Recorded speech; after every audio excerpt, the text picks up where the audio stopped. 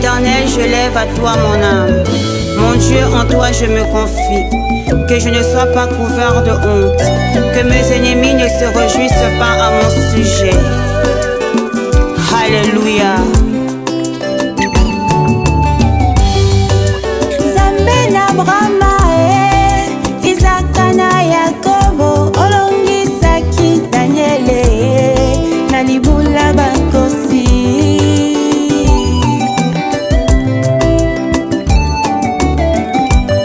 Baye baluka yo na solo, baluka yo na komikitisa, omimonisa na bango, konini nangate.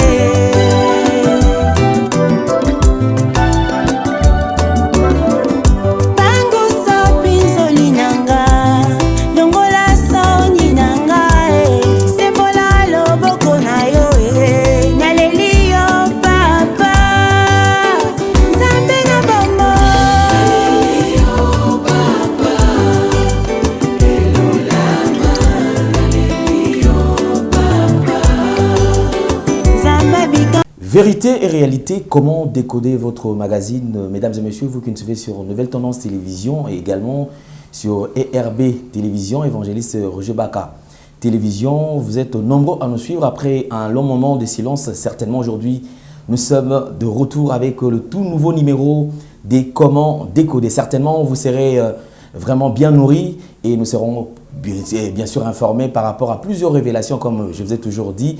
Il est là avec nous sur ce plateau. Cet homme de Dieu, le moindre de tous, le galérien, l'évangéliste Roger Baka. Homme de Dieu, bonjour et bienvenue. Bonjour à mon très cher frère honorable Alain Délé. Bonjour. Que Dieu te bénisse. Amen. Merci à vous tous qui nous suivez à partir de la maison. Voici un nouveau numéro qui commence juste au début de la fin du mois de juin pour des raisons que vous allez découvrir au fur et à mesure que nous avançons. Comme nous le disons souvent, les livres d'Apocalypse, c'est un livre qui a pour thématique l'aboutissement de toutes choses. Avant que je ne redonne la parole à Alain, je demande à tous ceux qui nous suivent de partout, s'il vous plaît, soyez toujours là parce que nous avons repris comment décoder. Donc, quand on parle de comment décoder, on va d'abord le livre de l'Apocalypse. Alors, ce livre d'Apocalypse, comme je vous ai dit, avec une thématique principale, l'aboutissement de toutes choses. Autrement dit, ce sont des événements, le message qui est lié aux réalités qui vont devoir venir pour précéder le retour second de notre Seigneur Jésus-Christ. Puisse l'Éternel vous bénir et merci pour tous ceux qui aiment ce programme. Alain Délé, à toi la parole. Merci beaucoup, homme de Dieu. Alors, je crois que si vous n'êtes pas encore abonné, allez vous abonner. Alors, faites le maximum de partage en ce qui concerne ces tout premiers numéros. Alors, je crois qu'aujourd'hui, on aura comme thème bouleversement mondial, apocalypse et prévision. Alors, c'est par là où nous allons quand même essayer de toucher quelques points. Comme je vous dis toujours, à chaque fois que nous recevons l'évangéliste Roger Baka, en tout cas, nous sommes très gâtés par de révélations. Et ces différents passages nous aident quand même à comprendre beaucoup de choses. Et j'ai aimé quand même un monsieur qui m'a dit, cet homme-là m'a ouvert les yeux. Donc quand je l'écoute, je sens que même la manière dont je comprenais les Écritures, je comprends ça autrement. Amen. Donc je crois que c'est déjà une bénédiction pour nous. Alors, homme de Dieu, vous n'étiez pas là, vous étiez quand même en déplacement. Ah, okay. Sinon, comment était quand même votre déplacement? Vous étiez aux États-Unis. Ouais. Merci Alain Délé. Ça s'est bien passé. Hein? Je suis parti de Washington DC, où je salue le pasteur Emmanuel. Je suis parti de là pour atterrir à Chicago. J'étais à Champaign, où je salue le représentant, président de la communauté John. D'ailleurs, qui exige que vous aussi, vous puissiez y aller. J'ai vu le pasteur Yulu Dikanda. Qui m'a bien tenu, pris soin. Et puis j'ai quitté de là pour aller à Washington, Seattle, où je salue notre bien-aimé papa Freddy Mwawa, qui nous suit aussi à partir de la maison avec sa femme Julie et tous les enfants, que Dieu vous bénisse. Et de là, je suis parti aussi à Los Angeles, où je salue toute la grande famille Kunga, qui ne mérite pas trop que j'entre dans les détails. À Minnesota, je salue le pasteur Consolateur. Et après, c'est là, bien-aimé dans le Seigneur, nous avons décidé de retourner à Kinshasa pour continuer l'œuvre de Dieu. J'ai béni l'Éternel pour l'amour de tous ceux qui sont aux États-Unis d'Amérique. Et si Dieu nous fait grâce, nous comptons installer au mois d'août une école à Washington, Seattle, et une autre école de l'Université de la foi chrétienne, précisément à Los Angeles. Donc voilà le plus grand travail que nous sommes allés faire. J'ai béni en tout cas toutes les prédications que nous avions eues avec le président de la communauté, John. Que Dieu vous bénisse. Merci à à tous les Congolais des États-Unis d'Amérique pour tout le bien que vous m'avez apporté. Je ne saurais vous citer tous, mais que Dieu vous bénisse. Merci. Très bonne chose. Alors, je crois que nous allons pénétrer maintenant la profondeur des Écritures, toucher plusieurs points en ce qui concerne de révélation. Et soyez attentifs, si vous avez un stylo, vous pouvez prendre, vous avez un bout de papier, vous avez un cahier, vous pouvez également noter parce que ça va quand même vous aider aussi, puisque c'est ce que nous avons toujours l'habitude de faire aussi. Alors, nous allons comprendre les Écritures autrement. Homme de Dieu, vous avez la parole. Merci Alain Dele. D'abord, nous disons ceci. Comment décoder est une émission spécialisée pour comprendre les livres d'Apocalypse. Les livres d'Apocalypse, Alain Dele, comme tu le sais, plusieurs personnes évitent de l'aborder pour la simple raison que le livre d'Apocalypse a beaucoup de signes, beaucoup de langage symbolique et qu'il est très très difficile avec l'intelligence humaine de pénétrer les livres d'Apocalypse. Car nous disons toujours, droite sont les voies de Yahvé. Le juste, ils marcheront, mais le perfide, ils trébucheront pour toujours. Voilà pourquoi quand quelqu'un veut interpréter avec une intelligence humaine, le livre d'Apocalypse, il trébuche. Et nous saluons tous ceux qui nous suivent parce que les amoureux des Écritures, ce sont ceux-là qui aiment l'Apocalypse. Parce que le livre d'Apocalypse, c'est le livre qui conclut la Bible. Et c'est le livre de tous les livres. Alors la thématique, c'est les événements qui amèneront l'humanité tout entière à son aboutissement. Donc, toute la vérité sur ce qui concerne Jésus-Christ. Mais c'est tiré du mot grec apocalypsis, qui veut tout simplement dire action de dévoiler. Voilà. Quand vous dites apocalypsis, c'est aussi, en d'autres termes, ce qui veut dire l'action de faire connaître ce qui était caché ou ce qui était inconnu. Donc, le livre d'Apocalypse a beaucoup de symboles cachés. Maintenant, ces symboles cachés jusqu'à présent restent inconnus de plusieurs. Or, vous devez le savoir, bien-aimés dans le Seigneur, que le livre d'Apocalypse a trois grands aspects. Le premier aspect, vous le verrez déjà dès le commencement, parce que, rappelez-vous, Alain, lorsque nous avons commencé le livre d'Apocalypse sur comment décoder, nous avons pris le premier chapitre jusqu'au 11e chapitre. Là où nous avons parlé des témoins. Bon, maintenant que nous commençons, nous allons prendre du 12e chapitre pour aller jusqu'à la fin. Donc, il s'agira bien sûr du livre d'Apocalypse à partir du chapitre 12 et nous allons aller jusqu'à la fin du livre d'Apocalypse. Mais retenez qu'à partir du 12e chapitre, nous commençons ce qu'on appelle personnellement, comme je l'ai dit la dernière fois, j'aimerais d'abord donner les trois étapes. Le livre d'Apocalypse parle de trois étapes, des choses passées. Dans le langage d'Apocalypse, Jean, qui en est l'auteur, il dit « Écris ce que tu vois, ce que tu as vu. » Donc, autrement dit, il parle des choses passées. Vous verrez encore l'apôtre Jean va dire la deuxième expression. Il dit « Les choses présentes, ce qui est. » Donc, il appelle par les choses présentes ce qui nous concerne. Donc, dans notre génération, il y aura une partie de l'Apocalypse qui va se réaliser. Maintenant, c'est pourquoi nous devons expliquer à tous les chrétiens la réalité du temps présent. Il y a une troisième dimension du livre d'Apocalypse. Il dit les choses à venir. Il dit, dans l'expression apocalyptique, ce qui doit arriver ensuite. Donc ça, c'est le futur. Mais aujourd'hui, dans le chapitre tel que nous avons défini au début, nous sommes au niveau du 12e. Or, le 12e chapitre, c'est justement le chapitre qui vient après le prélude de ce qu'on appelle l'ouverture de la 7e trompette. Maintenant, dans le chapitre 12, retenez qu'il ne s'agit personnellement que de personnages prédominants. C'est-à-dire que dans le chapitre 12, pour ceux qui ont suivi, vous allez remarquer que nous parlons maintenant des personnages prédominants du livre d'Apocalypse. Mais ces personnages prédominants, mesdames et messieurs, ce sont des personnages symboliques. Donc quand on parle d'un personnage, ne le reprenez pas au sens du terme. Il y aura certainement une révélation cachée derrière ces personnages. Voilà pourquoi, aujourd'hui, nous vous prions de prendre vos stylos, de prendre des papiers, parce que nous allons noter beaucoup de choses. Et les choses que nous allons commencer à noter nous permettra d'aborder le personnage prédominant du livre d'Apocalypse. Ensuite, je vais signaler que dans le titre de personnage prédominant, j'en dis ce qui est. Donc, il y aura des mystères cachés de notre génération qui nous feront sortir du livre d'Apocalypse pour nous faire entrer dans l'actualité. Donc, soyez nombreux à vous abonner et surtout à suivre ces programmes sur ERB Télévision, sur Nouvelles Tendances, et à la fin, bien sûr, il y aura un petit communiqué. Alain Délé, je veux qu'on commence, mesdames et messieurs. Apocalypse chapitre 12, le verset 1 au verset 2, lecture, et nous aurons des images que nous allons illustrer. À toi la parole. Apocalypse chapitre 12, nous lisons le premier verset et le deuxième verset. Yes. Un grand signe apparut dans le ciel. C'était une femme enveloppée du soleil, la lune sous les pieds et une couronne de 12 étoiles sur la tête.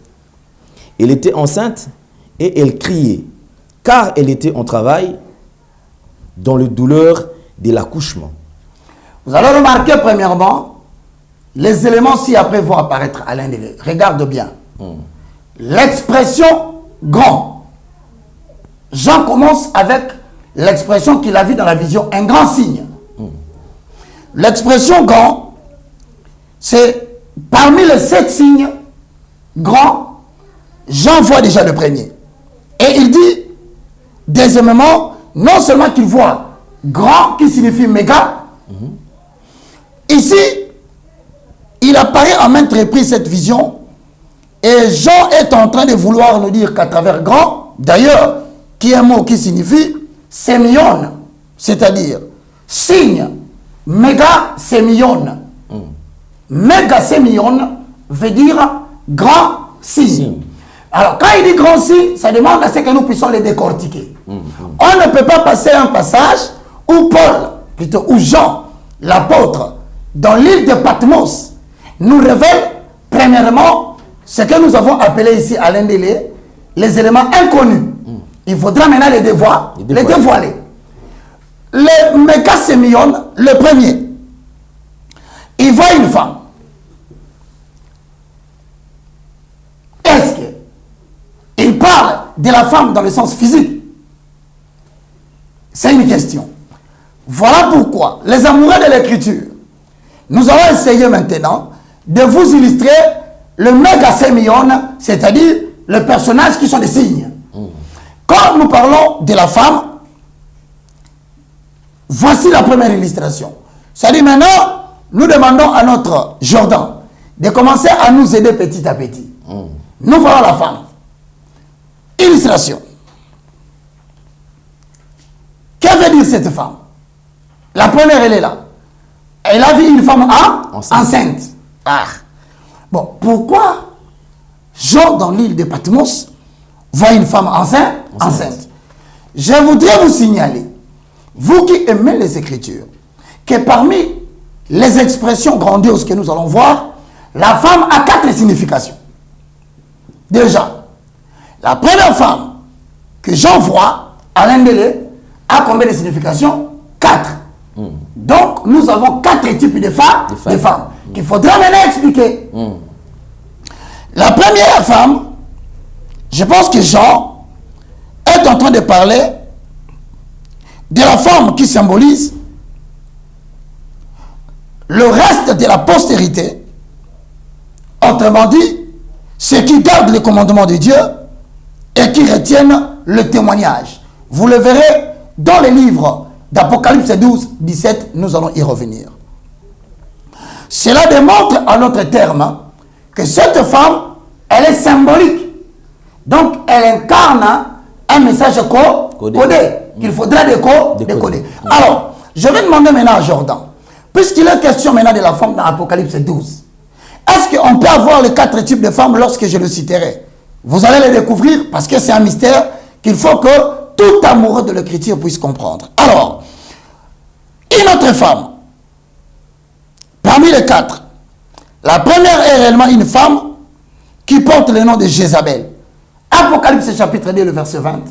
Alain va vous illustrer que ici, la première femme, non seulement qu'elle symbolise le reste, comme je venais de le dire, des chrétiens de la postérité d'Abraham, qui gardent le commandement de Dieu, que je reviendrai après, mais retenez que quand Jean parle d'une femme, Alain Délé, il parle d'abord d'une femme qui s'appelle Jézabel. Cette Jézabel aura de l'importance dans les émissions à venir, nous allons l'expliquer. C'est là où d'ailleurs, Alain Mele, tu vas remarquer que nous parlons, les autres disent que la femme ne doit pas prêcher.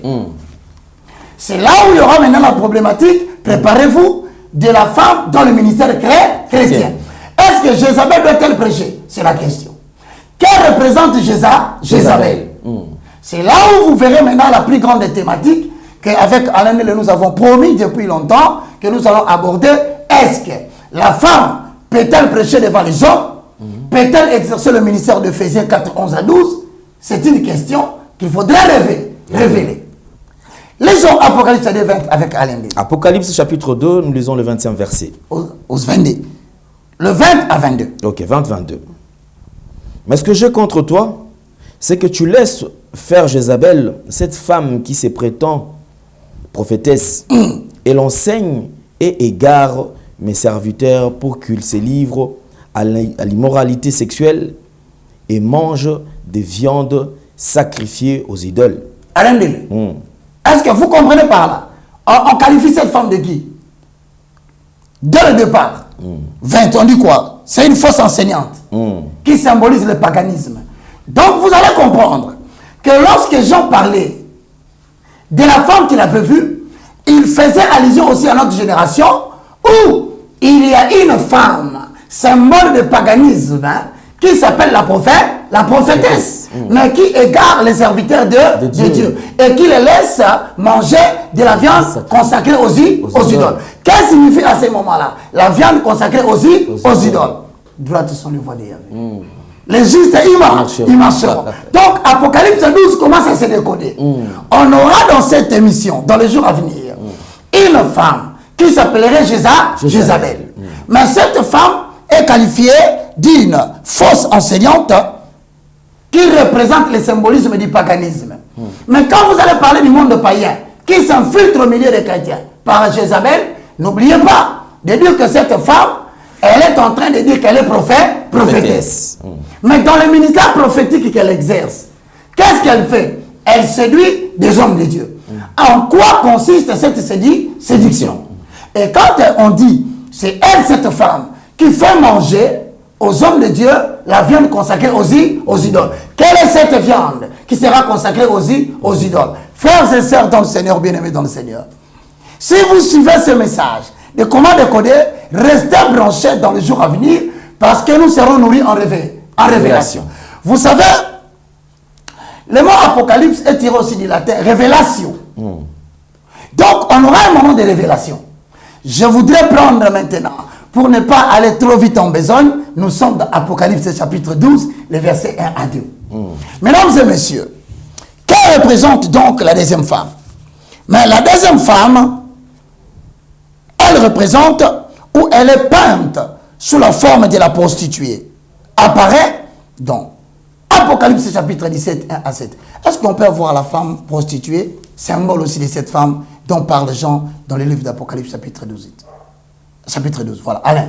Là maintenant, c'est que vous voyez, quand vous parlerez de la femme que Jean a vue, comme étant le méga sémion, c'est-à-dire les grands signes, le personnage prédominant, il y aura aussi cette femme qu'on qualifie de la prostituée. Apocalypse chapitre 17, le verset 1 à 7. Alain, les posons les fonds. Les fondements. Avant le rouleau. Hosanna. Apocalypse 17, 1 à 7. Puis un de sept anges qui tenait le sept coupes vint me parler et dit, viens, je te montrerai le jugement de la grande prostituée qui est assise sur le grand eau. La grande prostituée assise sur le grand eau. Ça veut dire que lorsque Jordan va vérifier, il verra que même YouTube, même Google, ils ont déjà illustré une femme, elle est assise sur la mer, les grandes eaux. C'est là où maintenant, il faudra permettre aux gens, parce que le mot révélation, Alain Delé, est défini sous des angles. Le premier sens, c'est le sens actif. Le deuxième sens, c'est le sens passif. Au sens actif, la révélation désigne l'acte par lequel Dieu, l'être transcendantal, descend pour se faire connaître à ses serviteurs qui sont doués de raison. Ça, c'est la révélation au sens actif. Mais au sens passif, la révélation désigne l'ensemble de la connaissance ainsi transmise, mis à la disposition de l'Église. Donc c'est un contenu, c'est un dépôt. Ça s'appelle aussi la révélation. Mais ici, dans Apocalypse 17, 1, vous allez remarquer que cette femme qui est dépeinte, dans Apocalypse 12, je vis une femme enceinte. On nous dit que la deuxième femme représente la femme prostituée. Maintenant, cette femme prostituée représente quoi? Parce que nous avons dit, Apocalypse, c'est l'action de dévoiler. C'est-à-dire de révéler ce qui était caché. Quelle représente maintenant cette femme que vous voyez ici? Alain, donne un peu une explication sur Apocalypse 17, 1. Puis un de 7 anges qui tenait le 7 coupes vint me parler et dit, viens, je te montrerai le jugement de la grande prostituée qui est assise sur le grand eau. C'est avec elle que le roi de la terre se sont livrés à l'immoralité. C'est avec elle. Suivez bien le détail. Cette femme prostituée, elle a une coupe assise sur le grand eau. Mais on dit que c'est avec elle que le roi s'est livré à l'immoralité. Ok, donc il y aura un roi de la terre qui se livrera à l'immoralité avec cette femme. Ce n'est pas la première.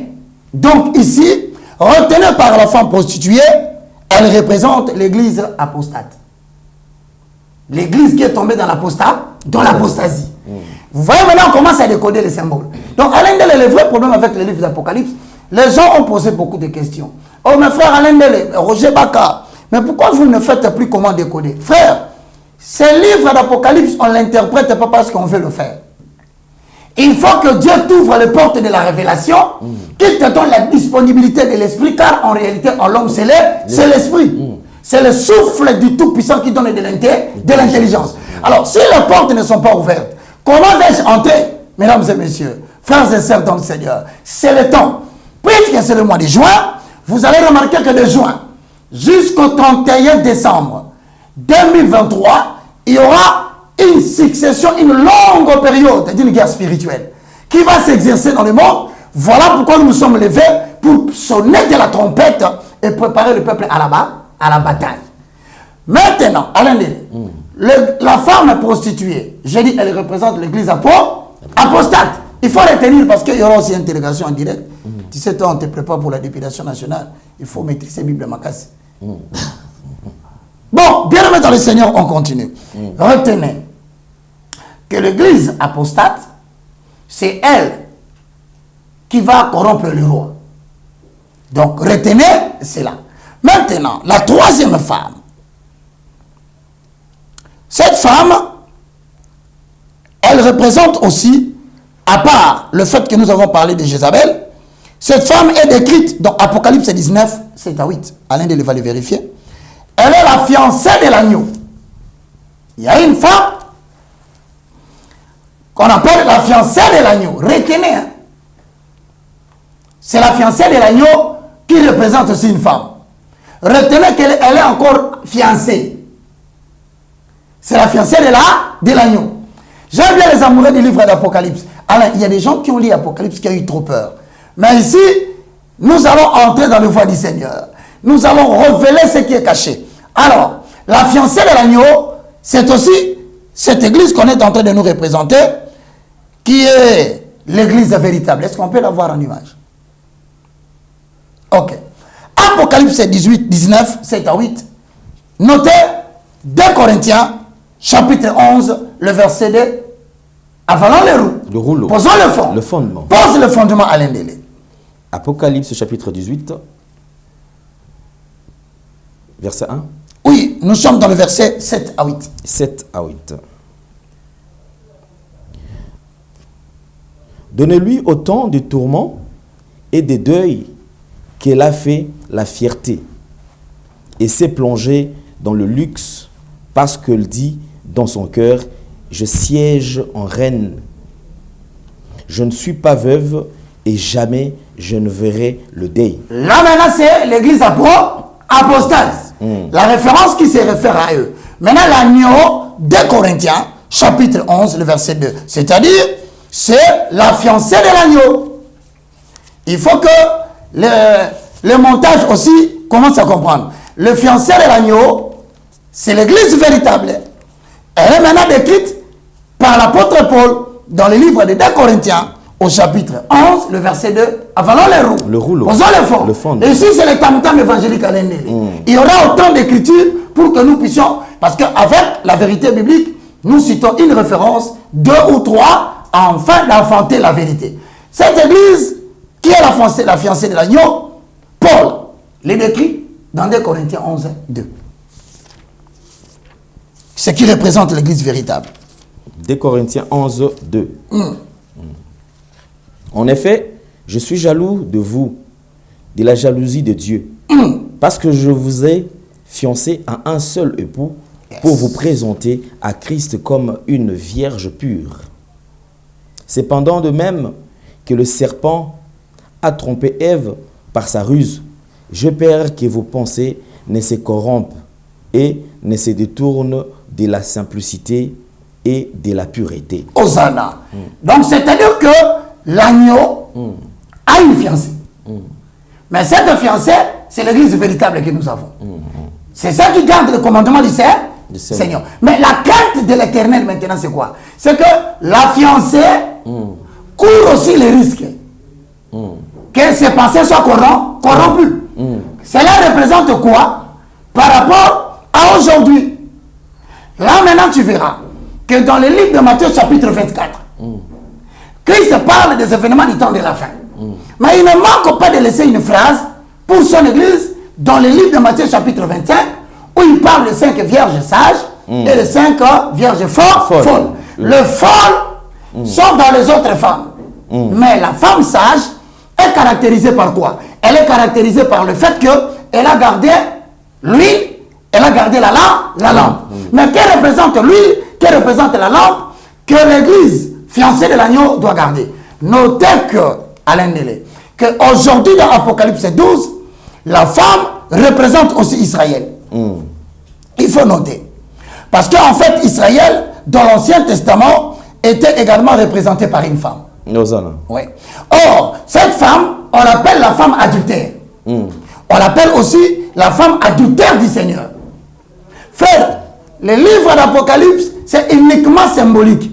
Si vous prenez les choses dans le sens normal, vous éloignez de l'essentiel. C'est comme ça que nous disons, droite sur le voie de Yahvé. C'est ça qui cherche à comprendre le symbolisme au vrai sens.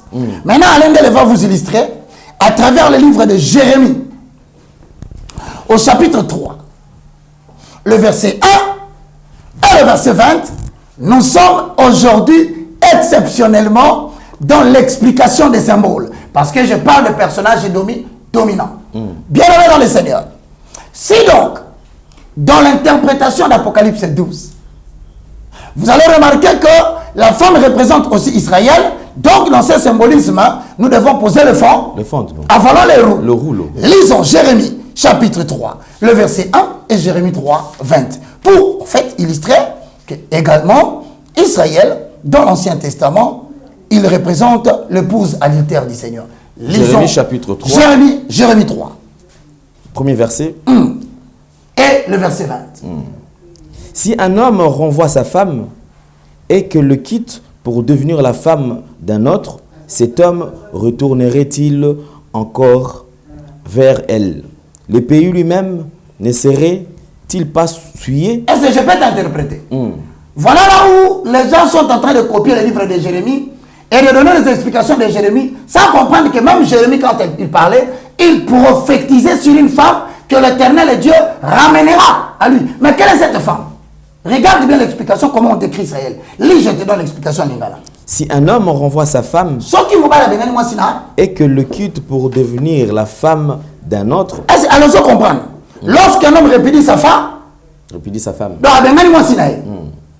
maintenant ici on dit dans Apocalypse 12, il a vu le méga sémion, une femme. Donc la femme va jouer un rôle important dans le reste de l'interprétation du livre d'Apocalypse chapitre 12 jusqu'à la fin.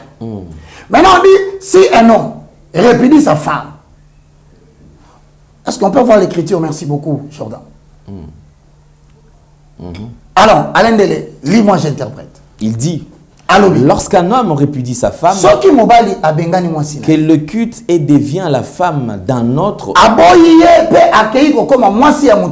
cet homme retourne-t-il encore vers elle? Est-ce que moi,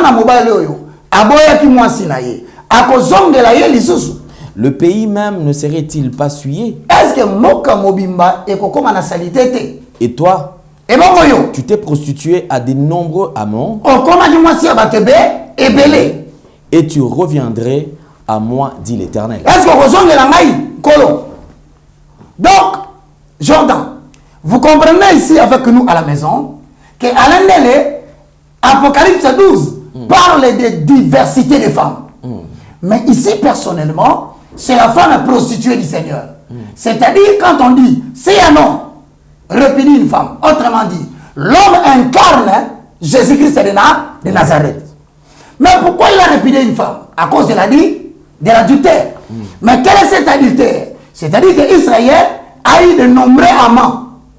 Israël s'est prostitué avec beaucoup de dieux. Donc, Israël dont on parle aujourd'hui, c'est l'Israël nation qui s'est prostituée à beaucoup de dieux. Quand je dis beaucoup de dieux, c'est des petits dieux. Entre-temps, nous avons la lesbianie qui se trouve en Israël. Nous avons le dieu de pédérasme qui se trouve en Israël. Nous avons aujourd'hui l'abondance de ce qu'on appelle la Kabbale juive qui sera interprétée ici à travers le fait que nous devons illustrer la femme prostituée. Donc il y aura la Kabbale juive qui représente Israël en tant que femme qui se prostitue à un autre Dieu. Bien aimé dans le Seigneur, puisque nous y allons mollo, soyez très patients. Nous allons partir comme ça avec Alain Nélé par la grâce de Dieu chaque semaine pour que nous puissions faire comprendre aux gens les livres d'Apocalypse. Apocalypse, Alain Nélé, c'est le message que nous devons prêcher dans les temps de la fin. C'est le message qui concerne l'Église qui s'attend au retour du Fils de l'homme. C'est sûr. C'est le message qui montre à l'épouse que l'époux va venir, mais voici les signes qui vont venir avant sa seconde venue. Mais malheureusement, nous sommes dans beaucoup de choses aujourd'hui. Tout le monde prêche ce qu'il veut. Il y a de ceux qui parlent de la prospérité, la délivrance, les combats spirituels. Et j'en passe. Mais je pense que, bien aimé dans le Seigneur, puisque Dieu nous a donné la grâce, laissons que nous puissions, avant qu'Alain Nélé ne soit député au Parlement, je ne sais pas s'il aura encore le temps, avec les séances au Parlement, qui sont pour? Qui sont contre? Les abstentions. Là, moi, je suis en train d'appeler Alain Nélé. Alain Nélé, on va commencer l'émission à quel moment? Alain Nélé me répond, article 4. Je dis, allez, on est maintenant dans les articles. Mesdames et messieurs, Dieu nous fera grâce. Amen. Nous vous aimons beaucoup. Alors, Alain Nélé va lire Ézéchiel 16. Toujours pour illustrer la femme que nous appelons adultère. Ézéchiel 16, le verset 32 à 35. Posons le fond. Mais dans la maison, il faut toujours répondre. Avalons le rouleau. Ici, c'est les Écritures. Allons-y. Ézéchiel, chapitre 16, le verset 32 à 35. Ça représente qui? La femme adultère. Dit Seigneur, mais retenez que cette femme adultère, Dieu finira par les ramener à lui un jour. C'est-à-dire qu'Israël qui est tombé, Dieu ne l'a pas abandonné. Lisons. Ézéchiel chapitre 16, verset 32 à 35. Tu as été la femme adultère qui reçoit des étrangers au lieu de son mari.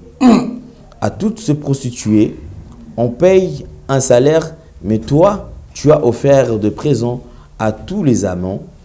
Tu leur as donné des cadeaux afin qu'ils viennent de partout vers toi pour coucher avec toi. Tu vois maintenant l'adultère.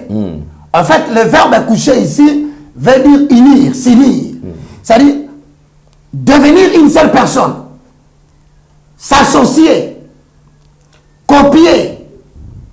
Commencer à faire comme. Alors, Dieu maintenant dit que Israël a commencé à avoir de nombreux amants.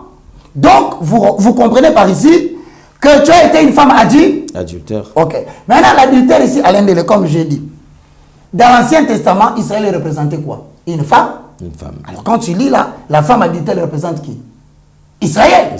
Ok. Maintenant, quand tu dis que la femme adultère, tu peux dire, tu as été Israël adultère. Mais Israël a reçu qui?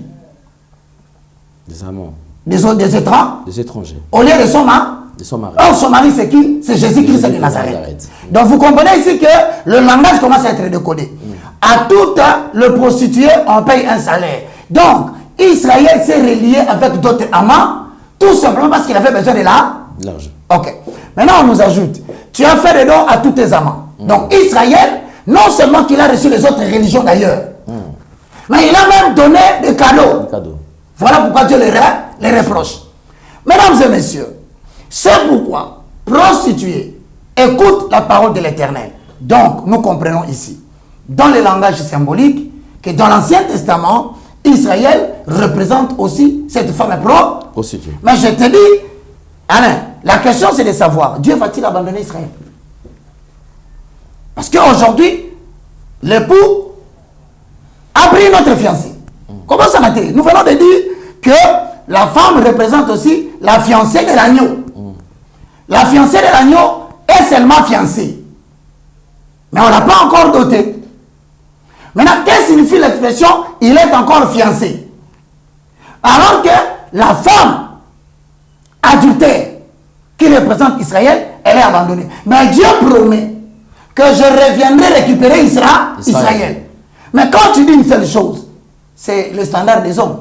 Maintenant, il faudrait trouver les Écritures qui justifient que Israël ne sera pas rejeté, malgré qu'aujourd'hui, il est dans la cabale juive. Cette cabale juive s'est répandue partout au Congo, à Brazzaville, en Afrique et dans d'autres pays qui sont des pays réputés chrétiens. Maintenant que Dieu a dit, il promet de les récupérer. Regarde un peu dans les Écritures, dans les livres d'Ésaïe, chapitre 50, le verset 1. Posons les fondements. Avalons les roues. Bien, l'Apocalypse, c'est un livre très difficile parce que tu le suis à la maison. Je souhaite que tu écrives des symboles. Ça te permet de commencer à bien comprendre réellement la pensée des Écritures. Car c'est un livre très symbolique. Ésaïe 51. Ésaïe 50. Le verset 1, c'est pour illustrer que Israël, la femme adultère, sera ramenée au Seigneur. Ésaïe chapitre 50, verset 1. Voici ce que dit l'Éternel. Où est la lettre de divorce par laquelle je renvoyais votre mère? Ou bien auquel de mes créanciers vous ai-je vendu? C'est à cause de vos fautes que vous avez été vendus, et c'est à cause de vos transgressions que votre mère a été renvoyée. Bien-aimés dans le Seigneur, regardez très bien. Ainsi parle l'Éternel. Où est la lettre de divorce? Alain, quand quelqu'un répudie sa femme, tu sais que cette femme a la possibilité de revenir. Oui. Donc, retenez aujourd'hui à la maison qu'Israël n'a pas eu la lettre de divorce. S'il y avait la lettre de divorce, est-ce qu'Israël va retourner encore à son mari? Non.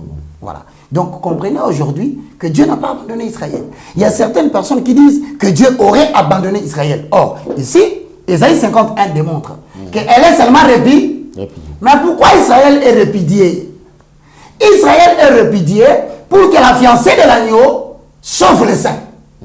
Quand le nombre de saints sera totalisé, Ésaïe 51 va se réaliser. Dieu va rentrer maintenant pour sauver Israël. Donc vous remarquez bien aimé dans le Seigneur qu'à dater de ce jour, du mois de juin, jusqu'à ce que nous allons aller en 2023, 2024, et nous allons continuer, Israël jouera un rôle important dans les événements qui vont venir dans le monde. Voici une prédiction déjà. Tournez le regard vers Israël. Israël va devenir le symbole de l'illustration parce que Israël est qualifié de l'horloge de Dieu. Israël sera qualifié de la pierre pesante des nations. Peuple d'Élohim. Regardez maintenant quelque chose de très important. Alain, est-ce que tu peux rentrer dans le livre de Apocalypse chapitre 12, le verset 1, 2, 3, pour que nous puissions commencer à donner de premiers détails afin que les gens qui sont à la maison reprennent l'affection et l'amour sur les livres d'Apocalypse. Je vous salue, Saint de l'Éternel. Apocalypse chapitre 12, le verset 1, 2, 3, 4. On peut s'arrêter à 5 pour commencer l'illustration. Premier verset. Un grand signe parut dans le ciel, une femme enveloppée du soleil, la lune sous ses pieds et une couronne de 12 étoiles sur sa tête. Elle était enceinte et elle criait étant en travail et dans le douleur de l'enfantement. Un autre signe parut encore dans le ciel, et voici, c'était un grand dragon rouge, ayant 7 têtes et 10 cornes, et sur ces têtes, 7 diadèmes. Alain, nous avons des éléments ici qu'on ne peut pas passer comme ça. On dit que cette femme est enveloppée de quoi? Dans le premier verset. Enveloppée du soleil Ok. et la lune sous ses pieds. Est-ce qu'on peut avoir l'illustration du soleil?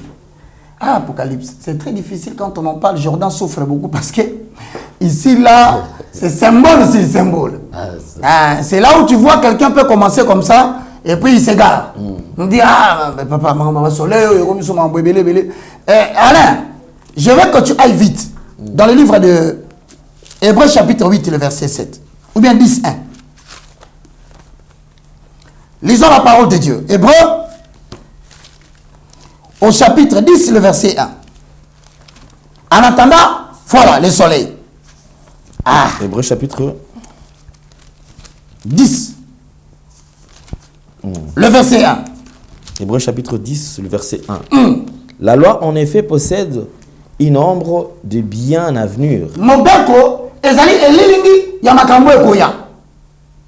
Et non l'exacte représentation de la réalité. Donc si tu regardes la loi, mets dans ta tête que tu n'as pas vu la réalité. Elle ne peut jamais, par l'offrande annuelle et toujours répétée de même sacrifice, conduire à la perfection ceux qui participent.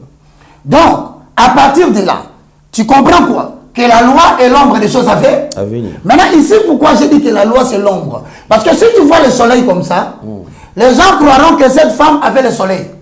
Et pourtant, le soleil c'est l'ombre. Ce n'est pas la réalité. Il faut chercher maintenant la réalité du soleil. Mesdames et messieurs, frères et sœurs dans le Seigneur, à part le soleil, Alain, quel est l'autre astre qu'on a défini dans Apocalypse chapitre 12, le verset 1? Jordan va rentrer là-bas, frères et sœurs. Ça, c'est une émission où des fois, vous devez être prêts parce que nous illustrons beaucoup de choses afin que nous puissions donner leur valeur symbolique. À part, on a dit, elle était enveloppée du soleil. Du soleil. Ok. Deuxièmement, la lune sous ses pieds. Si on peut avoir la ligne. C'est compliqué, Alain. Maintenant, pendant que vous voyez ça, je demande à Alain de regarder Genèse 37, 9 à 11.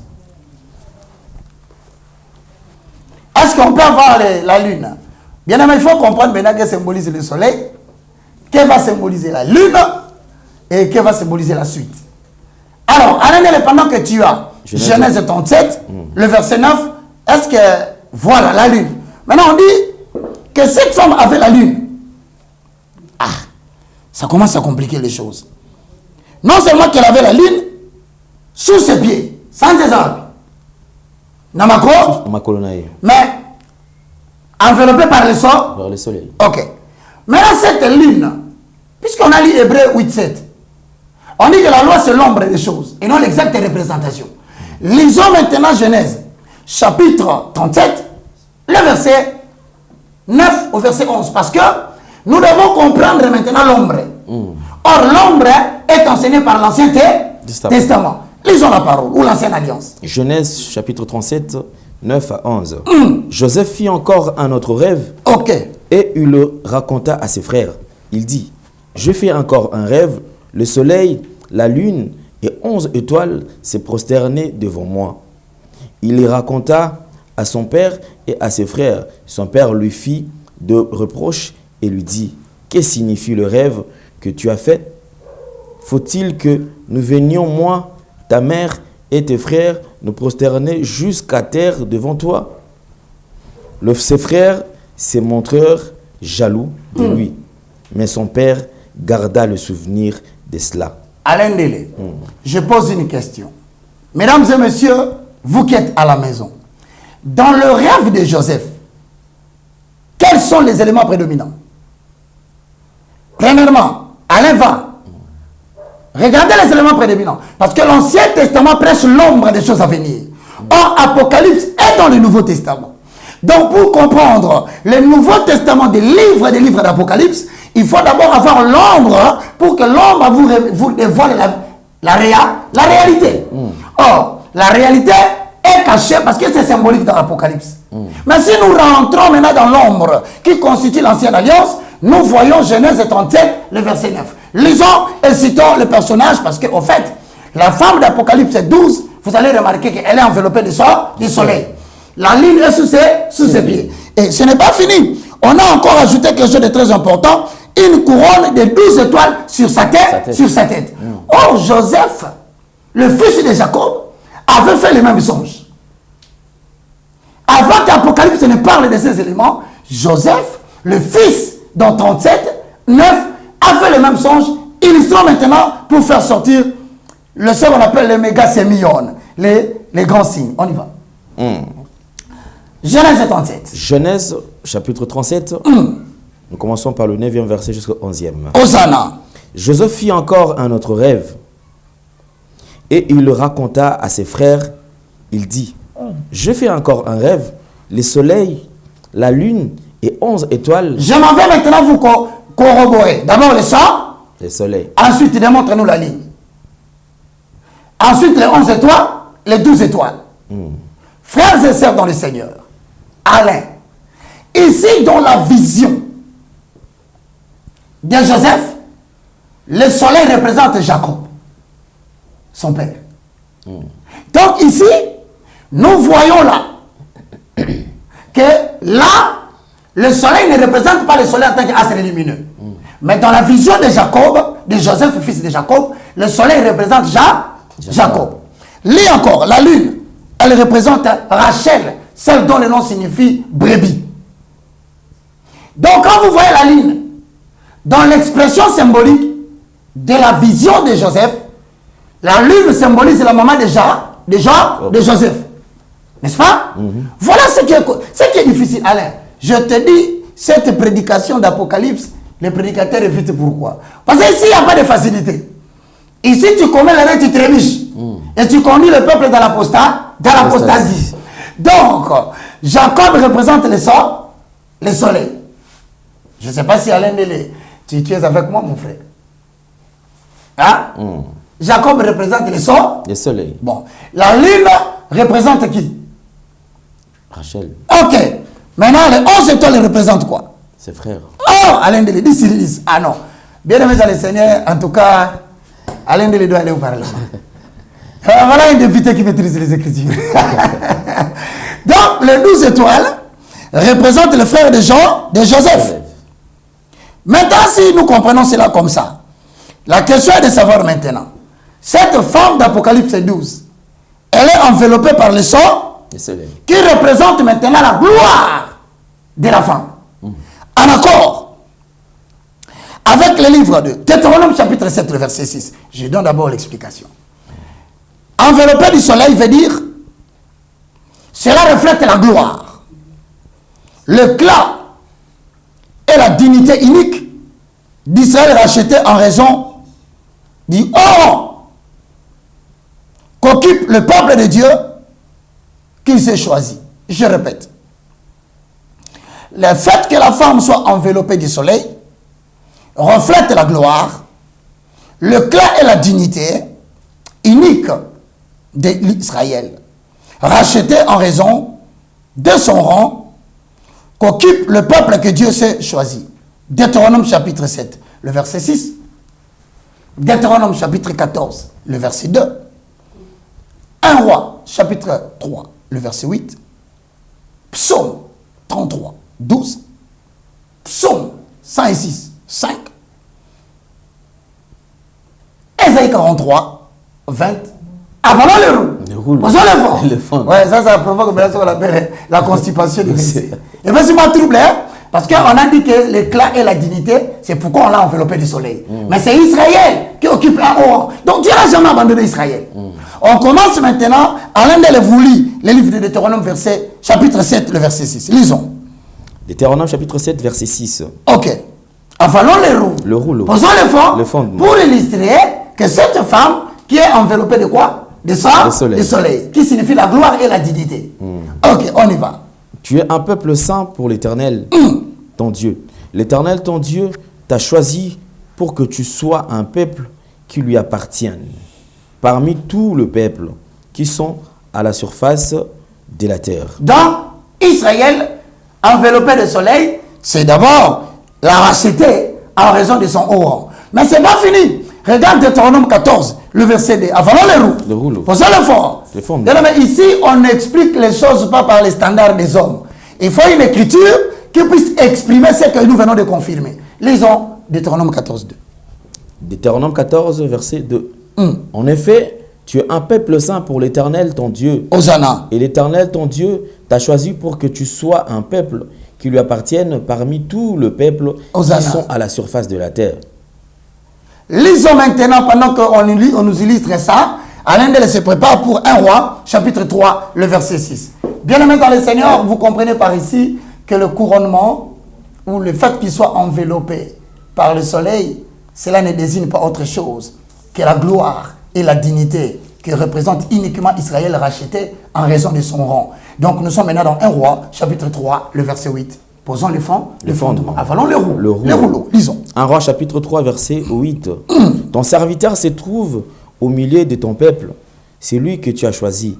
Et c'est un peuple immense, si nombreux, qu'il ne peut être ni compté, ni recensé. Hosanna. Psaume 33, le verset 12.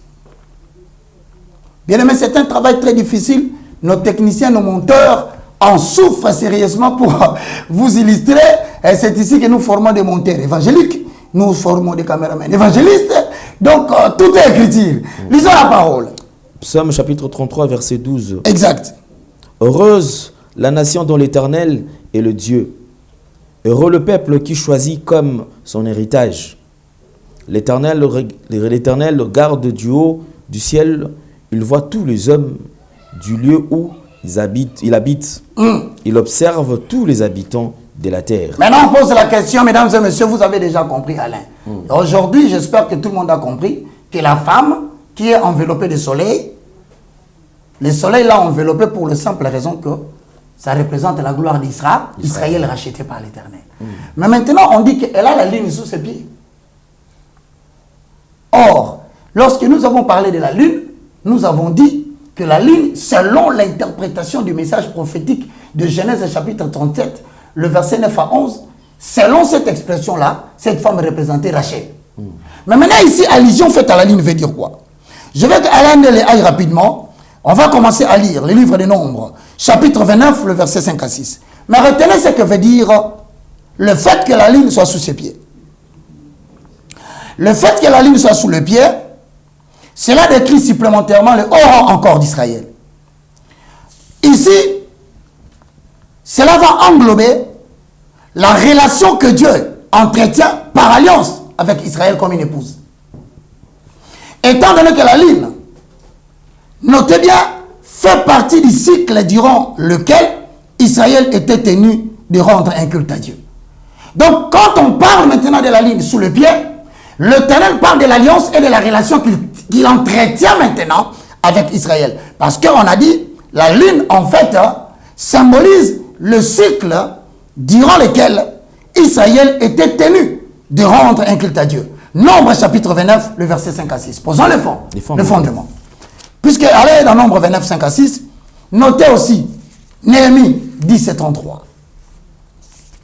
Psaume 81, 4. Ésaïe 1, 13 à 14. Colossiens 2, 16.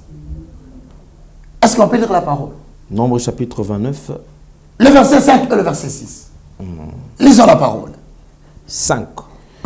Vous offrirez un bouc en sacrifice d'expiation afin de faire l'expiation pour vous. L'alliance. Vous offrirez ces sacrifices en plus de l'holocauste mensuel et de l'offrande végétale qui l'accompagne, ainsi que de l'holocauste perpétuel et de l'offrande végétale et de l'offrande liquide qui l'accompagne d'après les règles établies. Donc, tu vois que ici, quand on dit que cette femme devait garder la ligne sous ses pieds, c'est la marche d'Israël en respectant l'alliance. Et l'alliance, c'est l'alliance d'expiation du péché. Donc c'est le cycle durant lequel Israël doit continuer à offrir les sacrifices là pour le pardon de péché. Mais ce n'est pas fini. Alain Délé, si vous rentrez très bien dans Apocalypse chapitre 12, le verset 1, on ne parle pas seulement du soleil. On ne parle pas seulement de la lune. On ne parle pas seulement des 12 étoiles. Mais ici, on parle aussi de la couronne qui est définie comme les Stéphanos. Je veux que tu regardes encore Apocalypse chapitre 12, le verset 1. Jordan, nous revenons dans la lecture d'Apocalypse 12, 1 pour faire ressortir maintenant les éléments importants que nous avons appelés le méga sémion. Ici, le méga sémion, c'est aussi la couronne. Est-ce que vous avez vu ça? Lisons. Un grand signe apparut dans le ciel. C'était une femme enveloppée du soleil. Oui, on y va. La lune sous ses pieds et une couronne de 12 étoiles sur sa tête. Elle était enceinte et elle criait, étant au travail et dans le douleur de l'enfantement. En fait, ici, on dit quoi? Que Israël, qui représente la femme dans l'Ancien Testament, je suis en train d'interpréter la mention de la femme dans le concept de l'Ancien Testament. Il faut bien comprendre le cadre. Je ne suis pas encore entré dans les différentes femmes, c'est-à-dire la femme prostituée, Jézabel. Je parle maintenant d'Israël en tant que femme illustrée dans l'Ancien Testament. Quand on dit qu'elle avait une couronne qu'on appelle le Stéphanos, le Stéphanos signifie la couronne qu'une personne porte justement pour représenter la victoire. La victoire qu'elle a remportée au milieu de souffrances. Regarde bien, quand on court, voilà cette femme qui va représenter Israël, qui va traverser des souffrances, et Israël sera couronné. Pourquoi? Parce qu'elle va remporter la victoire. Et cette victoire que remporte Israël représente aussi Joseph étant le 12e fils qui, après avoir souffert en Égypte, sera couronné par le roi pour devenir le vizir de l'Égypte. Donc, la vie de Joseph est une incarnation de l'interprétation d'Apocalypse 12. Si tu ne maîtrises pas la vie de Joseph, qui traverse des moments de souffrance, parce qu'il est jeté en prison, pendant des décennies, oublié de ses frères, Israël sera oublié de Dieu. Oublié de Jacob, Israël sera oublié par le Seigneur. Mais pendant un moment donné, quand il va ressortir, il sera couronné des étoiles. C'est le symbole de la victoire remportée après la souffrance. Mais je voudrais que nous puissions prêter attention afin que nous puissions préparer maintenant la chute. C'est la tenue vestimentaire de la femme dans Apocalypse 12. Voilà, on pose la question ici. Pourquoi cette femme est couronnée des étoiles? Mais on nous dit que c'est une victoire qu'elle a remportée pendant la souffrance. Frères et sœurs, Israël ici, c'est le pourquoi du dernier pourquoi. Est-ce qu'il y aura-t-il une autre interprétation volée par la prostituée ou l'église apostate afin qu'elle aussi soit couronnée des étoiles? Nous allons le découvrir ensemble. Alors, maintenant, pour ne pas aller très loin, mesdames et messieurs, retenez bien les images qu'on vous illustre. Parce que tout est symbolique. Nous ferons ressortir l'Union européenne ici. Nous ferons ressortir l'OTAN ici. Le véritable allié d'Israël.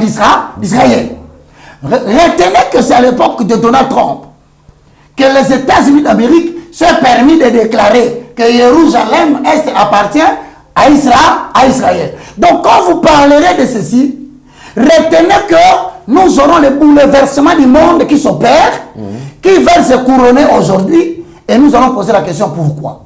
Maintenant, allons-y rapidement. Donc, comment décoder pour découvrir la tenue vestimentaire de cette femme?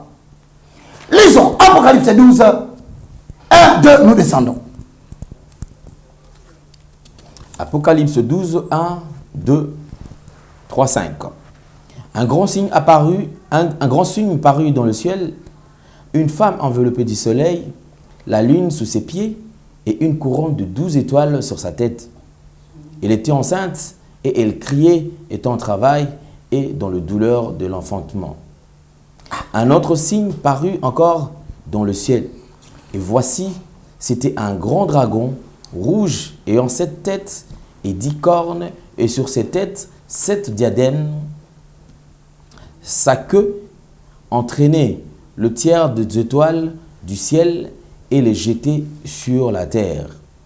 Le dragon s'étend devant la femme qui allait enfanter afin de dévorer son enfant. Bon, Lorsqu'elle aurait... Est-ce qu'on peut regarder d'abord la condition vers le verset 2? On dit quoi? Elle était enceinte et elle criait étant en travail et dans le douleur de l'enfantement. On laisse ces versets-là pendant que nous regardons Apocalypse 12. Alain, je vais poser une question à toi en même temps à tout le monde. Dans le verset 2, on dit la femme, elle est comment? Elle était enceinte. Alors voilà, il s'agit encore une fois de l'image courante de la Bible, symbolique. Dans l'Ancien Testament, qui décrit encore Israël. Bien aimé, regardez bien cette femme enceinte. Voilà encore un autre symbole. Parce qu'on se pose la question finalement, cette femme représente qui? Est-ce que cette femme, j'ai entendu des interprétations où on a dit que cette femme représentait l'Église qui voulait mettre au monde Jésus-Christ de Nazareth. J'ai dit, si une telle affirmation est vraie, alors pourquoi on appelle l'Église du Christ la fiancée de l'agneau? Est-ce qu'on engrosse une fiancée? Donc si on ne peut pas engrosser une fiancée, cela ne peut pas représenter l'Église. Autrement dit, frère, c'est une très mauvaise interprétation de croire que la femme enceinte représenterait la fiancée de l'agneau ou l'Église véritable que nous sommes. Parce que si nous sommes la fiancée de l'agneau, comment pouvons-nous devenir enceintes? Or, on dit qu'il nous a fiancés à Christ. Mais si on nous a fiancés à Christ, où est-ce qu'on a commencé à avoir des relations pour que nous devenions enceintes? Donc, il ne s'agit pas de la fiancée. Il ne s'agit pas de l'Église véritable. Encore, il s'agit d'Israël, tel que nous pouvons les dépeindre dans Ésaïe 26, 17 à 18. Posons le fond. Avalons les roues. Le rouleau. Ok, merci. On tend vers la fin. Alors, bien aimé dans le Seigneur, petit à petit, restez branchés. Il y aura l'enseignement, il y aura la révélation, il y aura des prophéties et des tendances de l'avenir. Lisons. Ésaïe 26, 17 à 18. 26, 17 à 18. Posons le fond. Le fondement. Avalons les roues. Le rouleau. Ah, je bénis l'Éternel. 17. Pareil à une femme enceinte sur le point d'accoucher, qui se tord et crie en cause de ce douleur. Voilà ce que nous avons été loin de ta présence éternelle. Nous avons commencé une grossesse, nous avons éprouvé des douleurs et quand nous accouchons, ce n'est que du vent. Nous n'avons pas contribué au salut de la terre. Hosanna. Et les habitants du monde ne sont pas venus à la vie. Ésaïe 66, le verset 7 à 9. Je voudrais dire à tous ceux qui me suivent à la maison, nous avons entendu par-ci par-là que les gens ont donné une interprétation erronée de la femme enceinte. Disons que la femme enceinte, comme Paul le dit, la femme représente l'Église. Nous avons cru que cette femme enceinte représente nous, la fiancée de l'agneau. Alors, je voudrais démontrer en terminant ici que la fiancée de l'agneau ne peut pas être enceinte parce qu'il ne cohabite pas encore avec l'époux. Si donc la fiancée est engrossée, c'est qu'il a rencontré un autre époux. Alors, s'il a rencontré un autre époux, comment sera-t-elle encore appelée une fiancée?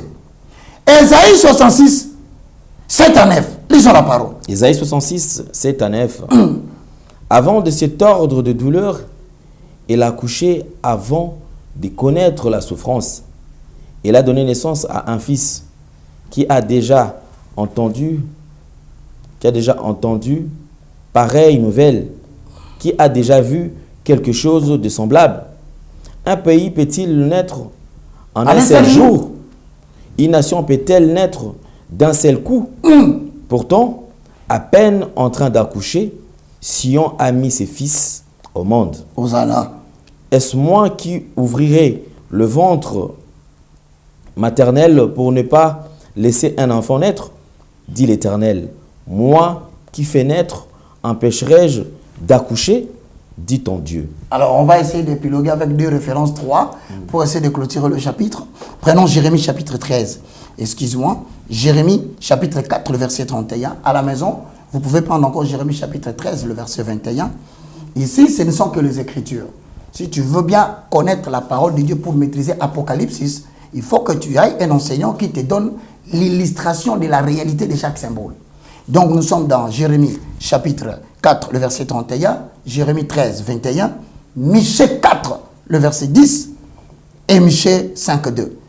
Lisons Jérémie chapitre 4, 31. Oui, j'entends des cris pareils à ceux d'une femme prête à accoucher. Des cris d'angoisse pareils à ceux d'une femme qui met son premier enfant au monde. C'est la voix de la fille de Sion. Elle suffoque, elle tend ses mains malheureuses au meurtrier. À ceux qui sont à la maison, je viens de démontrer à suffisance aujourd'hui que Apocalypse 12 parle d'une femme, mais dans son approche de l'Ancien Testament, cela nous renvoie à Israël. Donc, l'Église, aujourd'hui, cette grossesse dont on parle, on est en train de parler d'une femme qui est illustrée dans l'Ancien Testament en tant qu'Israël. C'est confirmé dans Michée chapitre 4, verset 10. Mais je pose la dernière question avant qu'Alain ne chute avec moi. Alain, est-ce qu'une femme, le fait qu'une femme soit enceinte, est-ce que cela confirme qu'il s'agit de la fiancée? Non. Alors, comment est-ce que vous pouvez dire aujourd'hui que l'Église a enfanté? C'est une très mauvaise interprétation des Écritures du livre d'Apocalypse. Encore une fois, Dieu ne faisait allusion qu'à Israël. Et c'est la raison pour laquelle, d'ailleurs, nous allons terminer par Apocalypse 19, 7 à 9. Aujourd'hui, nous éclairons les choses. Apocalypse chapitre 17 et 19, le verset 7 à 9, et on conclut par 2 Corinthiens 11, 2. Apocalypse chapitre 19, le verset 7 à 9. Bien-aimés dans le Seigneur, nous sommes arrivés à la fin pour aujourd'hui. Vous avez vu, nous avons illustré, on va vous balancer par notre très cher bien-aimé, les images que nous avons eu à solliciter ici, afin que nous puissions conclure. Mais nous sommes dans Apocalypse chapitre 19, le verset 7 à 9. Mais au moins aujourd'hui, vous avez compris, le message d'Apocalypse 12 nous renvoie dans la conception d'Israël en tant qu'une femme adultère, mais que le Seigneur ramènera à lui. Lisons la parole. Apocalypse chapitre 19, verset 7 à 9. Réjouissons-nous, soyons dans la joie et rendons-lui gloire, car voici venu le moment des noces de l'agneau et son épouse s'est préparée. Il lui a été donné de s'habiller d'un fin lin éclatant pur. Éclatant pur, en effet, le fin lin, ce sont les œuvres justes des saints. 9. L'ange me dit alors, écris, heureux ceux qui sont invités au festin des noces de l'agneau. Puis il ajouta, ces paroles sont les véritables paroles de Dieu. Hosanna. Est-ce que maintenant, mesdames et messieurs, dans le deuxième personnage que nous allons voir, il s'agit d'un dragon. Nous sommes arrivés à la fin. Est-ce qu'on peut nous faire voir un dragon là? Parce que vous suivez beaucoup de films bien aimés dans les Seigneurs. Maintenant, aujourd'hui, nous vous illustrons les dragons pour vous dire que c'est le deuxième personnage. Sachant que le premier personnage, c'est la femme. Nous l'avons suivi. Le deuxième personnage, c'est les dragons. Alors, s'il y a un dragon là, nous avons entendu beaucoup d'interprétations quant au dragon. Mais je préfère qu'aujourd'hui, qu'on s'arrête là pour ne pas déborder. En entendant, pendant que je vais prendre un peu de l'air pour respirer. Alain Délé, voici comment décoder d'aujourd'hui. Il y a eu beaucoup d'images. Si tu en as, tu peux les illustrer. Mais moi, je vous dis merci. Restez branchés. Voilà, les dragons est là. Nous allons illustrer maintenant qu'est-ce que les dragons. Parce qu'on a des personnages déjà qu'on a vécu. Le premier, c'est qui? C'est la femme. La femme, oui. Ouais, avec plusieurs interprétations et les images.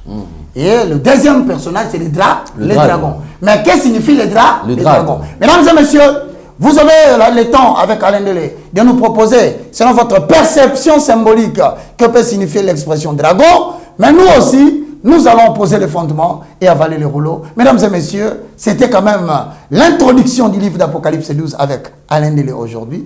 Alain, toutes les dernières questions pour que nous puissions nous séparer. J'ajoute que d'abord, premièrement, nous commençons une série de prières qu'on appelle la repentance nationale. Alain, je n'ai jamais vu un pays. Hitler a tué 2 millions de juifs. Tout le monde en a parlé jusqu'à aujourd'hui, mesdames et messieurs. On parle du génocide des juifs, qu'on appelle généralement l'Holocauste. C'est-à-dire que beaucoup de juifs, plus de 2 millions, on les a fait introduire dans les fours crématoires. On a payé des dommages aujourd'hui à Israël. Alain Délé, est-ce que tu te rappelles celui qu'on appelle le roi de Belge? Hitler a tué 2 millions. Mais le roi de Belge, pour l'exploitation des minéraux congolais, a tué 22 millions. Jusqu'à aujourd'hui, personne n'a pris la part de la République démocratique du Congo. Je n'ai jamais vu un État abandonné par tout le monde de cette manière, par toutes les communautés. À l'espace de l'Est, depuis 1994 jusqu'à nos jours, plus de 12 millions de morts. Je ne sais pas si il a des illustrations là-bas de la guerre à l'Est. Regardez combien de gens meurent à l'Est. Regardez combien les 9 frontières se sont complotées contre la République démocratique du Congo.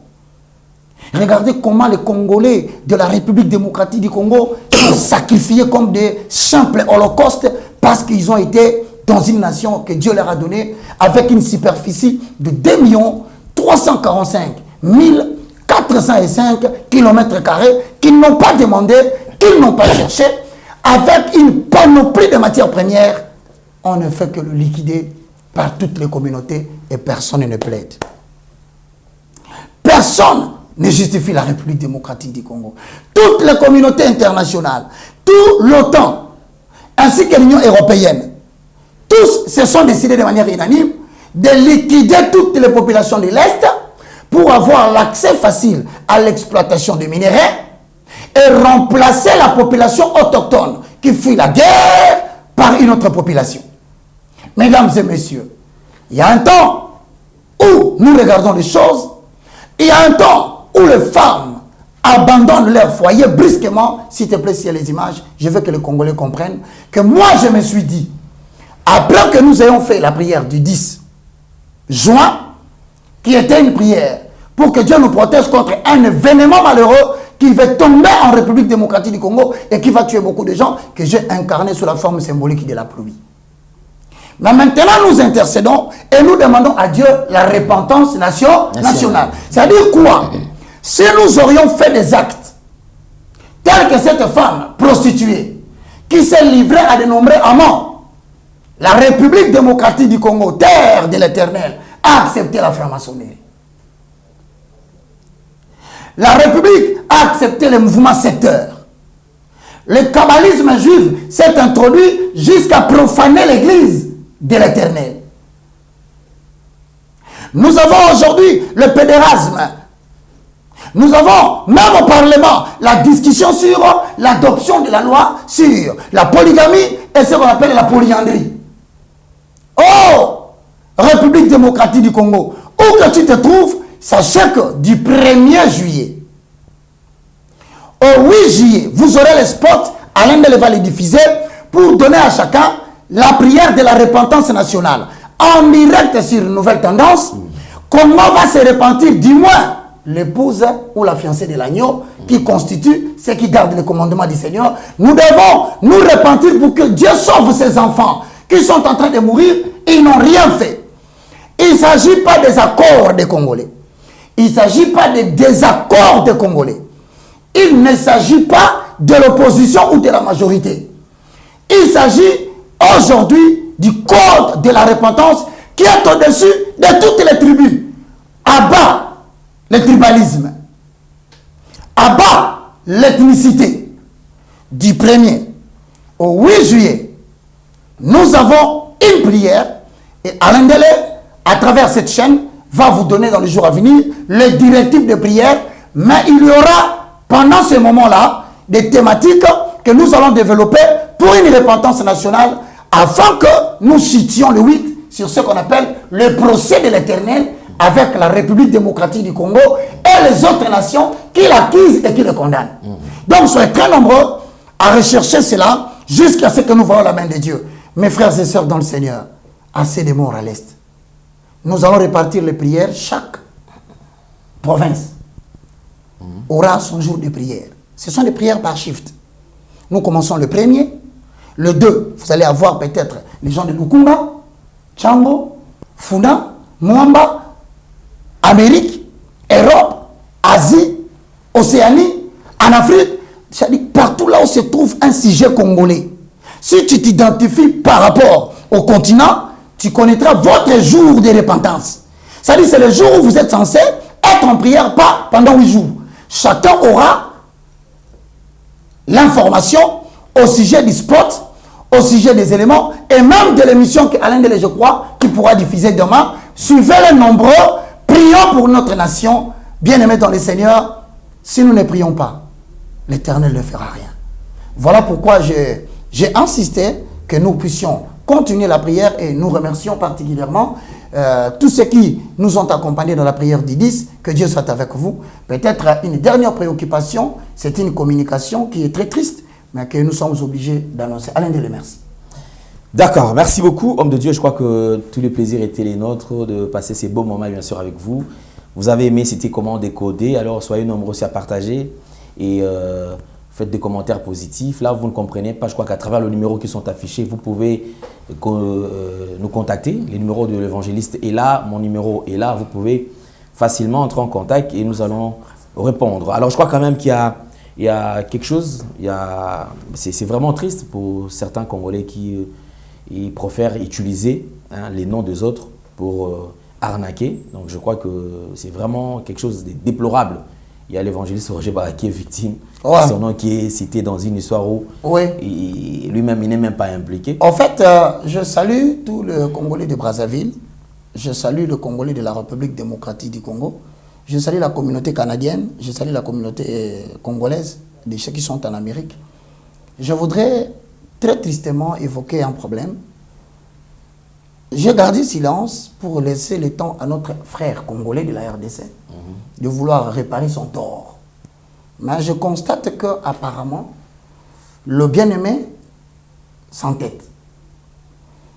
Il s'agit d'une pensée qui va à l'endroit de la salutation de mes frères de Brazzaville, mais particulièrement Alain Delé.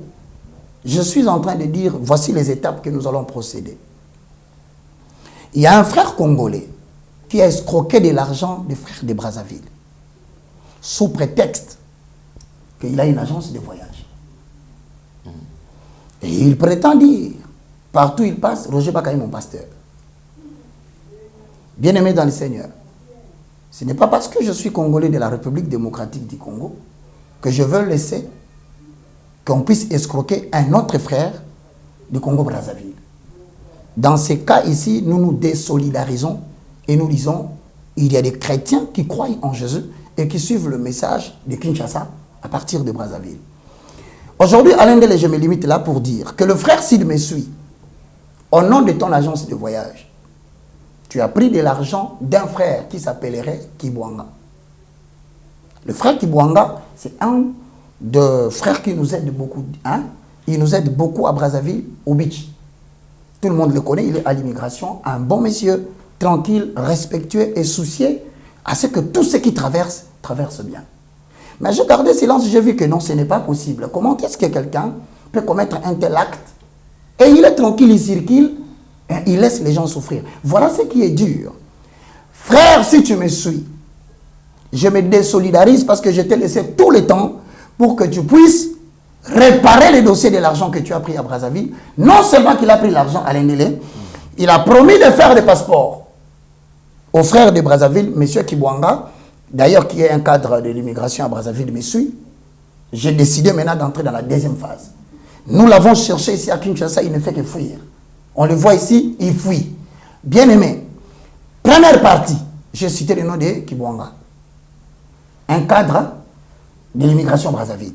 La prochaine fois, si le frère qui a escroqué l'argent d'autrui ne se manifeste pas pour régler le problème, j'appellerai maintenant M. Kibwanga, qui d'ailleurs a épousé une de nos sœurs congolaises, qui souffre là-bas parce que la réputation des Congolais est salie. On dit, ah, Bino Bazaïroua, vous voilà, imagine-toi, une Congolaise qui a épousé un autre frère de Brazzaville. Et c'est un frère de Congo, Kinshasa, qui escroque son mari de Brazzaville. Elle traverse des moments de regret, des moments d'humiliation, d'injures, de dénigrement, au point où elle risque de perdre son mariage. Alors je demande à tout le monde, propagez la nouvelle qu'il y a un Congolais au nom d'une agence de voyage. Il a promis de faire le passeport, il n'a pas fait. Il a promis de donner le visa canadien. S'il te plaît, il a donné des visas d'escroquerie, qui ne sont pas des vrais visas. Nous lui avons laissé le temps. Aujourd'hui, si le frère Kibwanga m'a suivi à Brazzaville, préparez-vous. Je vous annoncerai. Appelez même Alain Dele à la prochaine émission. Préparez les audios. Préparez le message. Vous allez vous-même maintenant dénoncer la personne avec son nom. Si vous les dénoncez, si vous avez des photos, ils vont nous envoyer des photos parce qu'on ne peut pas vouloir aujourd'hui dans un état dit de droit que la République démocratique du Congo continue à héberger des citoyens qui se permettent d'escroquer les autres. En tant qu'homme de Dieu, je me désolidarise. Donc la prochaine fois, frères et sœurs, vous allez voir, il s'agit de qui. Mais s'il nous a suivis, je répète, tu as une agence de voyage, tu as escroqué l'argent, tu as fait des faux visas, essaye de réparer cette histoire toi-même. Sinon, après que Kibwanga ait parlé, nous allons mener les instances, la photo sera diffusée, les causeries seront diffusées, de manière à ce qu'on mette la main sur toi, que tu remettes l'argent d'autrui. Quant au reste, nous continuons à confirmer qu'il y a des bonnes agences de voyage qui fonctionnent, mais pour ce cas ici, mon frère, je ne suis pas ton pasteur et je ne suis pas le pasteur des gens qui escroquent les autres. Alors merci beaucoup de nous avoir suivis, propagez le message et dites à tout le monde que nous continuons comment décoder prochainement et vous aurez ce que nous appelons les directives. À la prochaine année. D'accord, merci beaucoup. Alors, homme de Dieu, je crois que nous sommes arrivés pratiquement à la fin. Nous vous disons merci, surtout vous avez passé ces moments ensemble avec nous. Nous allons nous retrouver très très prochainement pour le deuxième numéro de Comment décoder. Alors, donc, soyez vraiment rassurés que nous avons repris avec le tournage Comment décoder. Soyez nombreux et que Dieu vous bénisse. Merci homme de Dieu, surtout d'avoir répondu à notre invitation. On se retrouve très très prochainement. Merci à toute la grande équipe qui nous accompagne. Et d'ailleurs, c'est moi qui te remercie. Hein. Merci. Parce que Alain Dele, c'est mon candidat. Vraiment. Merci beaucoup. Alain Dele, c'est mon candidat. Si jamais il a envie de postuler, s'il le fait, en tout cas, je pense que moi et tous les Congolais qui suivent Comment décoder et RB Télévision, nous connaissons déjà. Si, parce que lui-même, il dit non, papa, je vais rester dans les journalistes. J'ai dit non, non, non, non, non. Laissez-moi dans les journalismes. Moi, je ne vais pas postuler. Moi, je n'irai pas au Parlement. D'ailleurs, il y a des gens qui se disaient, Roger Baka, tu sais, au Talibaya, tu vas postuler. Non, frère, moi, je reste dans l'évangile.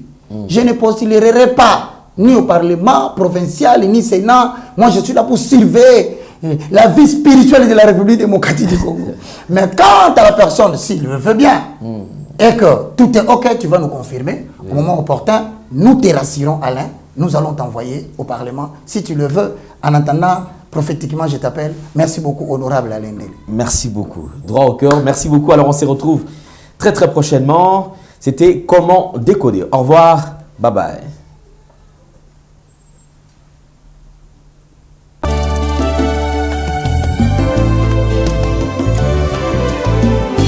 Éternel, je lève à Shalom à tous, je vous salue tous au nom de Jésus, c'est la prophétesse Esther Emmanuel.